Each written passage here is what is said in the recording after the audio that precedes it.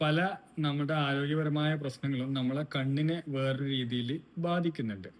അതായത് നമുക്കിപ്പം ഹാർട്ട് സംബന്ധമായ പ്രോബ്ലം ഉള്ളവര്, അതുപോലെ തന്നെ കിഡ്നി ഫെയിലിയറിങ് കാര്യങ്ങളുള്ളവർക്കൊക്കെ ചിലപ്പോ നമുക്ക് അത് കണ്ണിനെയും ബാധിക്കാനുള്ള സാധ്യതയുണ്ട്. അതായത് നമുക്ക് ബ്ലഡിന്റെ ക്ലോട്ടിംഗ് ഉണ്ടാവാം, അതുപോലെ തന്നെ ബ്ലറിംഗ് ഓഫ് വിഷൻ, കാഴ്ചയിൽ മങ്ങിച്ച് ഉണ്ടാവാം, അതുപോലെ തന്നെ ഐ സ്വെല്ലിങ്, അതായത് നമുക്ക് വീക്കം കാര്യങ്ങൾ അങ്ങനെയുള്ള കാര്യങ്ങളൊക്കെ ഉണ്ടാവാം. അപ്പൊ ഇങ്ങനെയുള്ള കാര്യങ്ങളൊക്കെ നമ്മൾ ശ്രദ്ധിക്കണം. അതുപോലെ തന്നെ നമുക്ക് ആസ്മ ഉള്ളവരാണെങ്കിൽ കണ്ണിന് ഡ്രൈനെസ് ഉണ്ടാവാനുള്ള സാധ്യതയുണ്ട്. അതുപോലെ തന്നെ ഗ്ലോക്കോമോക്കുള്ള റിസ്ക് കൂടുതലാണ്. അതുപോലെ നമ്മൾ ഏർലി കാറ്ററാക്ട്, തിമിരം പെട്ടെന്ന് വരാനുള്ള സാധ്യത ഈ ആസ്മ പേഷ്യൻസിന് കുറച്ചും കൂടി കൂടുതലായിട്ടുണ്ട്. അതുപോലെ തന്നെ നമുക്ക് ആർത്രൈറ്റിസ് ഉള്ളവർക്ക് ഡ്രൈനസ്, അതായത് സെയിം ഡ്രൈനസ് തന്നെ ഡയബറ്റീസ് ഉള്ളവർക്ക് ഡയബറ്റിക് റെറ്റിനോപ്പതി, അതായത് നമ്മുടെ കണ്ണിന്റെ നരവിനെ ഷുഗർ ബാധിക്കുന്ന അവസ്ഥ, അത് നമുക്ക് പലർക്കും അറിയുന്നതാണ്.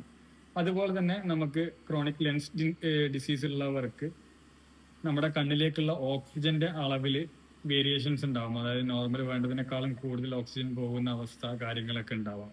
അങ്ങനെ ഇങ്ങനെ നമ്മൾ ഓരോ ഡിസീസുകളും നമുക്ക് ഓരോ രീതിയിൽ നമ്മുടെ കണ്ണിൽ അത് റിഫ്ലക്റ്റ് ആവാനുള്ള ചാൻസസ് ഉണ്ട്. അപ്പൊ ഈ പറയുന്ന ഏതെങ്കിലും അസുഖങ്ങൾ ഉള്ളവര് നിങ്ങളോ അല്ലെങ്കിൽ നിങ്ങളുടെ കുടുംബത്തിലോ ഉണ്ടെങ്കിൽ ഇയർലി ഒന്ന് കണ്ണ് ടെസ്റ്റ് ചെയ്ത് വേറെ കണ്ണിന്റെ ബുദ്ധിമുട്ടുകളൊന്നും ഇല്ല എന്നുള്ളത് ഉറപ്പുവരുത്തുക.